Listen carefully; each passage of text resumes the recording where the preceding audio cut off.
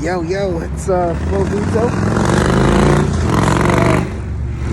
Sundown walk. I tend to run in the mornings and then do like a little walk around at the night or evenings around this time. It's like 6 o'clock, but it's kind of cool because we're actually getting sunlight around 6. Usually I do this in the pitch black, but looks like the winter era is over. Just hanging with you, just bringing you along with me. I don't know, this could be a thing. I'm not sure if it would be a thing, but I usually talk to myself and think out loud on these things, so that's why I'm doing things. I talk out loud to myself, one, because I'm crazy, but I also like to practice my hosting. So if I'm trying to work on my shows or ask a guest a question, or if I'm casting video games or commentating video games, I want to make sure my words and language is crisp. And if you notice when I broadcast, I never have my accent out. It's never like, yo, welcome back to the thing, man. You know how it is. It's like, wow, welcome back to Draped in Gold, presented by Gamerware. Get your gamerware today at gmrware.com. You know what I'm saying? Like, that's kind of do my thing. And so when the switch goes on, I can, get my reps in. So on these nights, after I work a bit, and I go back into the night shift of my work, and by work I mean like building the shows, writing the content for it, doing the content plan, trying to find things to invest in, how to promote the videos, even record some things if it's a late night show.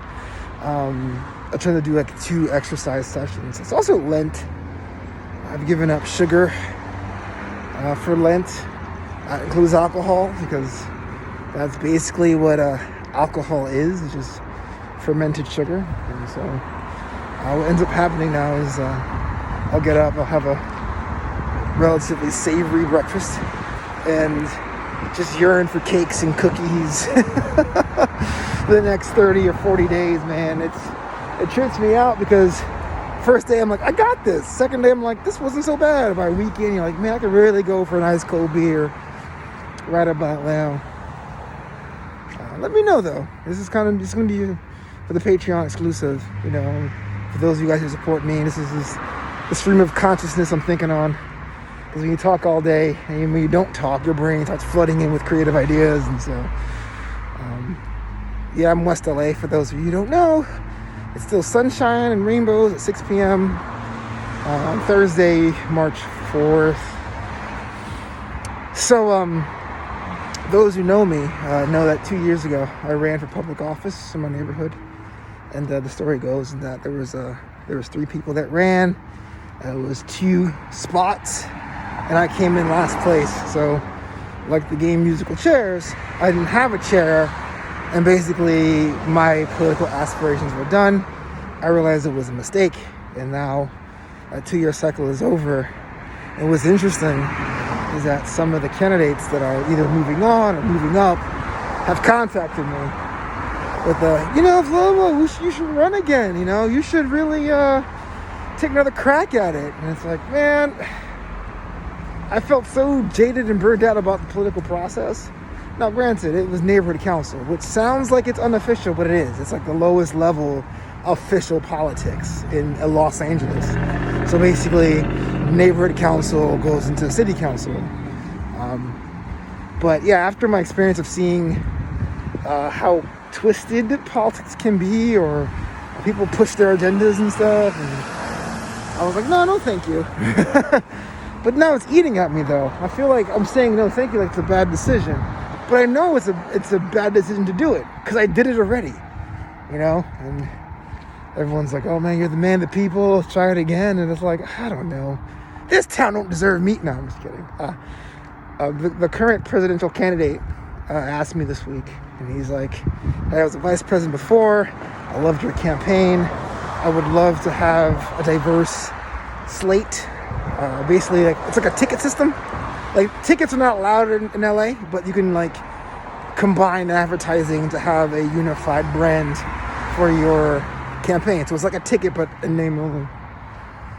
He's like, I'm doing a diverse slate, and I want you on it as business rep. And I said, no.